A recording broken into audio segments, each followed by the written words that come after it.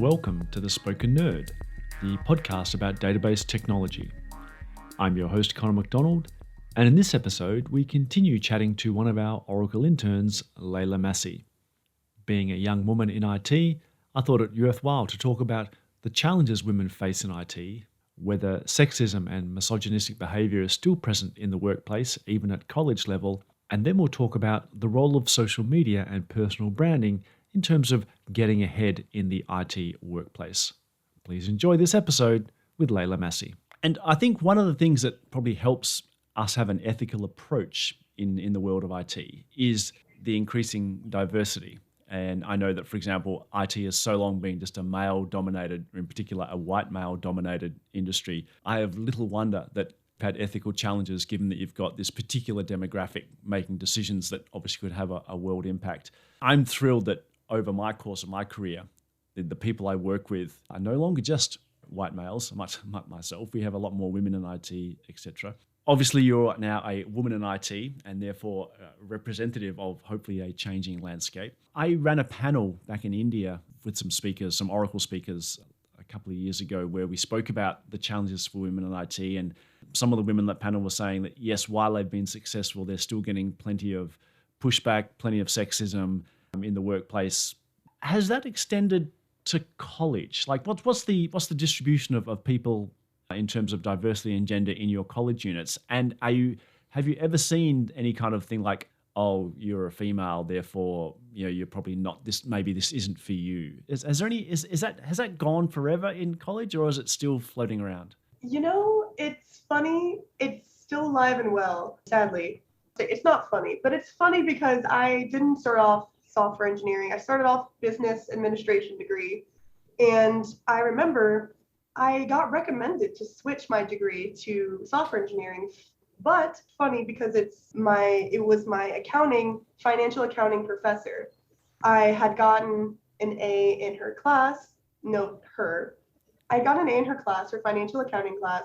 And at the end of the semester, she had mentioned, Layla, you have completely just excelled. It's almost seemed like it was too easy for you. Have you considered computer science, software engineering?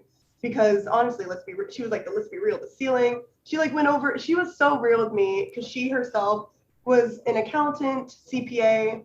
She laid it all out for me, more so obviously than any other male professor had ever. And I was like, wow. And she was like, well, note, there will be significantly less women in these classes. And she was right.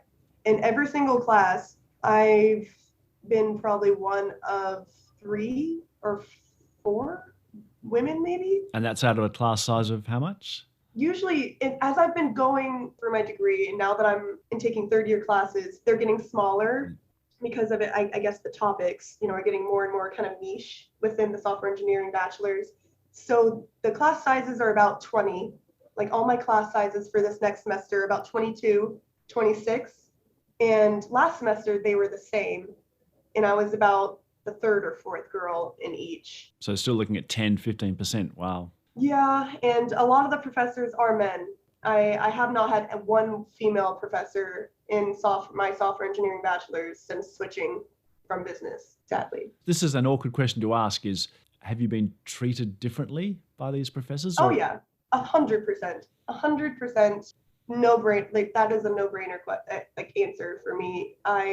In my PC hardware class, I actually had a situation where I had to reach out to my computer science department chair, which thankfully is a woman, because there was some sexism in my PC hardware class, as well as my database programming class.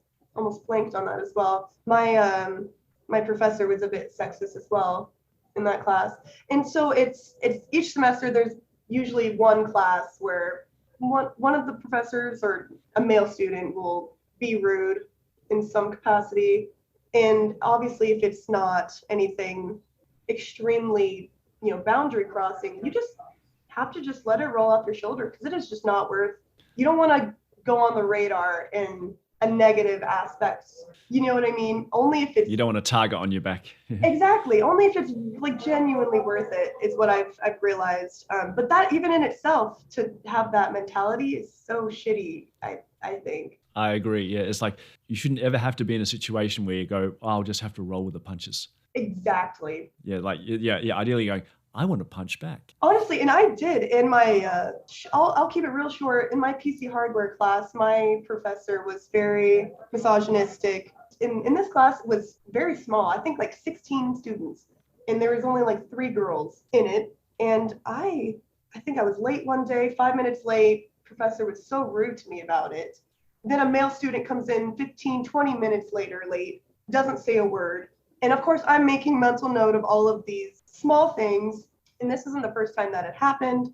And I get on my cell phone during the class while he's lecturing, and he stops the entire class to call me out. And I'm like, I'm apologetic, and we'll move forward from that. That's fine. I'm not going to be on my phone. But lo and behold, what happens a little bit later? I think it's maybe the next class or the same class. I can't recall. A male student is on his phone, and nothing is said. I guess where it came to a head, one class, I guess I got on my phone again. Professor called me out. I think I had mentioned something like, why would you call me out and not this, the student over here? I think that male student actually told me to shut the F up. Oh, jeez. In the class in front of everybody. I know he did, because I remember looking at the professor and asking him, is this how you're going to let a student talk to me in the class? And that's when I had to reach out to the computer science department chair. It was in the last 2 weeks of that class, and the computer science department chair, she actually told me I did not have to go back. But that's what we have to deal with sometimes as women in the industry. Sometimes, I don't know what it is. Sometimes even college guys think that they can communicate to us like that. I think communicate is a generous word for that kind of behavior. All I can say is I hope that one of the things that I do like about Oracle is we have a whole stack of women in very senior roles. Exactly. I haven't worked at Oracle long enough to know whether that was a policy or whether just organic or whether we just attract talented women. I honestly don't know. Right. I've worked with Oracle stuff for a long time, but actually not that long for Oracle. But I have to admit, all I can say is on hopefully a word of comfort that it's a lot better than it used to be, not Oracle in terms of the workplace. When I first started, literally the places I worked in Australia, computer magazines would be sent each week to you because there was no internet, anything like that. That's how companies would promote their stuff. But literally, these computer magazines talking about technological advances would have bikini girls on the cover. Oh my goodness. And similarly, like each year, an IT company would send you a calendar. Oh my God. And I can tell you what was in the calendar, but yeah, and so. Oh my God. And that was the norm. That literally was the norm, 25, 30 years ago in Australia. And so similarly, people go, gee, how come there's no women in this workplace? Well, yeah, no, I wonder. They're gonna like, hey, where's the bikini? Speaking of punching back, rather than rolling with the punches and punching back, let's talk Pilates. I've seen you on various Twitter things, with the guns out, basically. So obviously you've probably got a fairly strong right hook. Where did the Pilates interest come from? When did that start? Oh my God, it started. So he was my boyfriend at the time, now my husband. His mom actually introduced me to Pilates, 2016, 2017. And it's at the same studio that I've been going, I go to now still. So I've been going to this studio in Austin religiously for years, and they're just my family. I love them. But Pilates and this is what I always try to tell people, because I feel like it's not comparable to going to the gym. It's something different and it's something special. You're doing this 45-minute, and I do mat Pilates because there's 2 different kinds of Pilates. There's mat, where you're like on the ground on a yoga mat, and then there's a reformer Pilates where you're actually on a reformer machine. I've seen those. I walk past a Pilates place each day when I walk my dog, and they've got the ropes and the thing slides up and down. So that's the machine. Explain it to me like a 3-year-old. So give me what's a typical Pilates kind of session? So typical Pilates session, and I don't want to deter people from trying Pilates, but you're going to get a good workout. It's it's a good mindful workout. So you start off doing what we call a Pilates 100. And so basically you're doing like 100 arm beats. You're basically, your legs are up in the air. You always keep your shoulders, your neck up, so you keep your core engaged.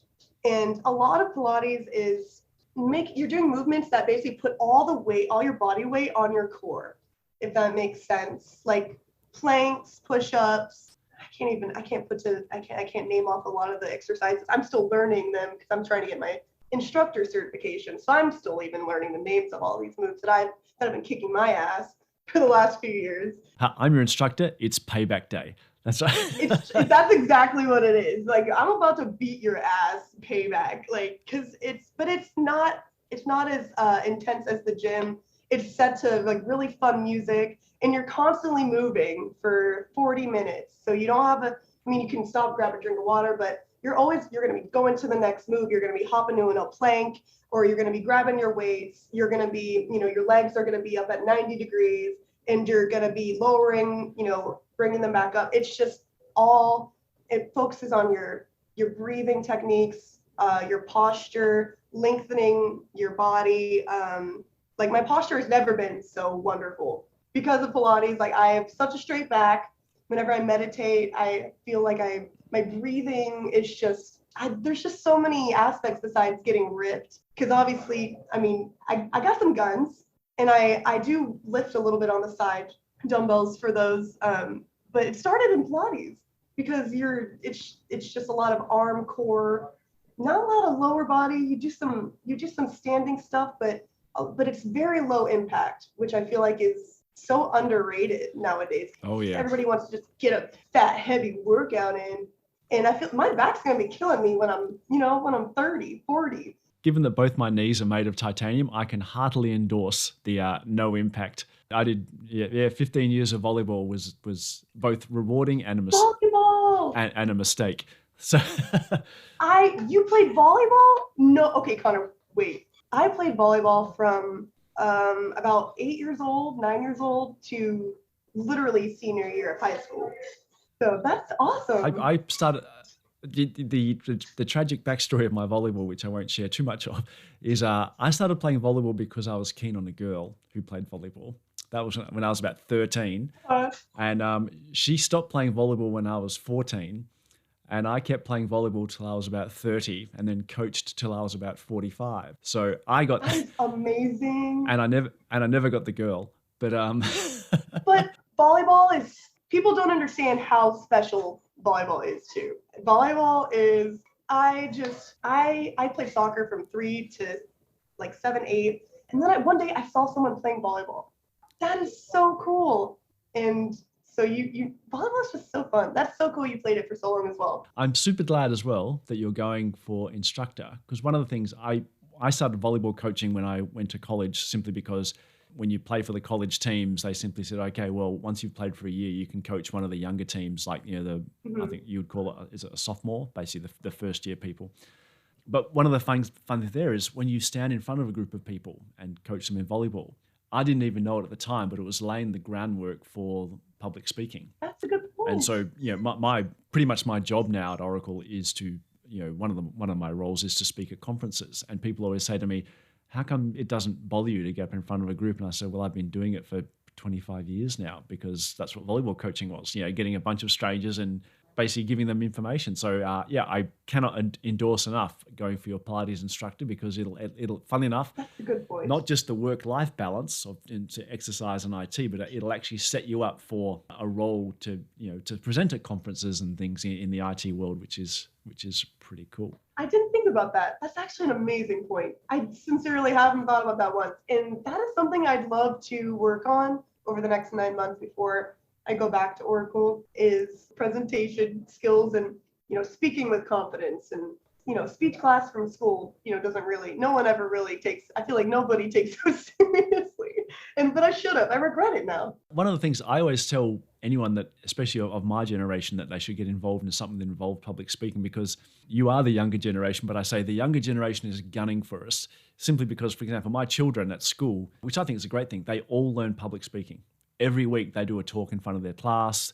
They even do talks in front of the whole school. Wow. Most adults that I know of my vintage are like, they were like, I would rather walk over fire than give a talk in front of a group of people. Whereas my kids are like, yeah, like whatever. My kids, yeah, that's no problem at all. So they're like, I got a presentation today just to the whole 1,000 kids. Exactly. So whatever, Dad. And I'd just be throwing up, crying. Now, I will finish. Speaking of presenting and being out in the public role, let's talk the role of social media, because obviously it's something that you've exploited to great effect, which is cool. I do notice, though, however, in terms of social media, on your Layla Codes GitHub, it says it's 54% under construction. Where does 54% come from? Oh my God, I forgot. See, I genuinely have not worked on that website since I think before my Oracle internship, seriously. I even forgot that I was working on that before things took off with Oracle in March of this year. So I need to actually get back and work on that.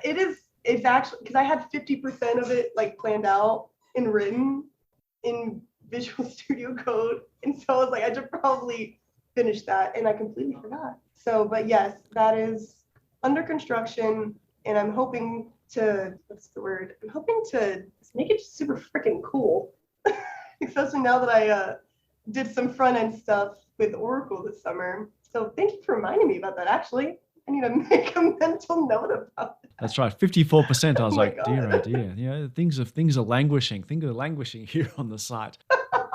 Just random number, 54%. I was like, I'm honestly probably more at 40, but. In terms of social media and the concept of personal branding, it's interesting. Do they do anything at college nowadays? Maybe not in your course, but in any course. Is there any coverage of social media, personal branding and stuff? Because I think the reality is it's actually a core part of not even just IT, but almost any career nowadays.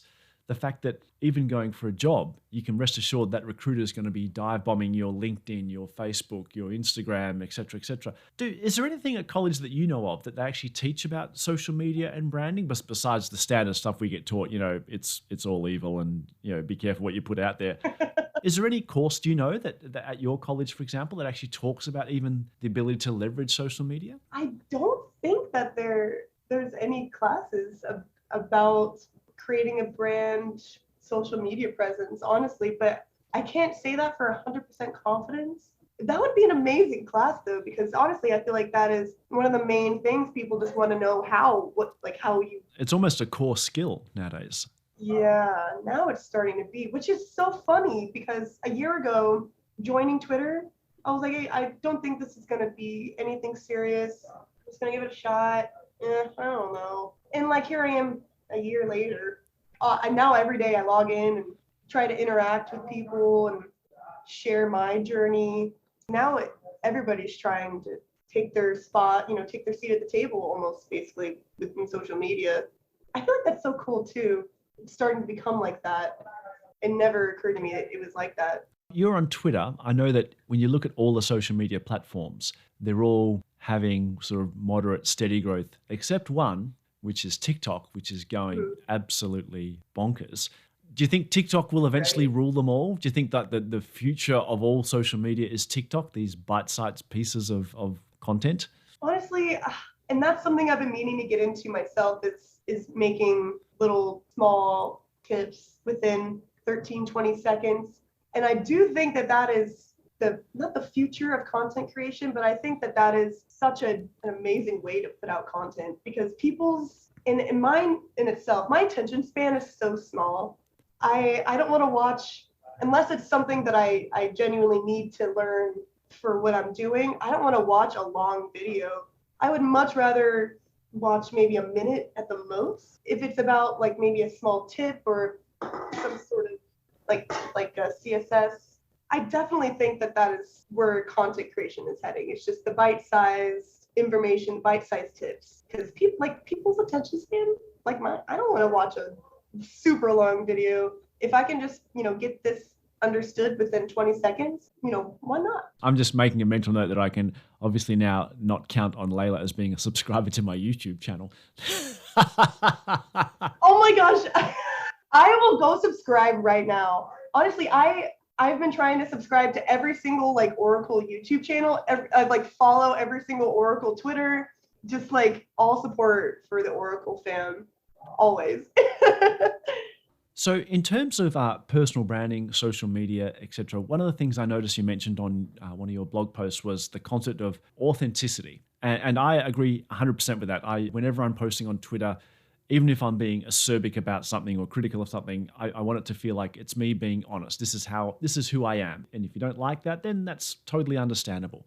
However, that also means revealing a lot about yourself online. And the question is, how do you find that balance of what you share and where you draw the line as to what you don't share?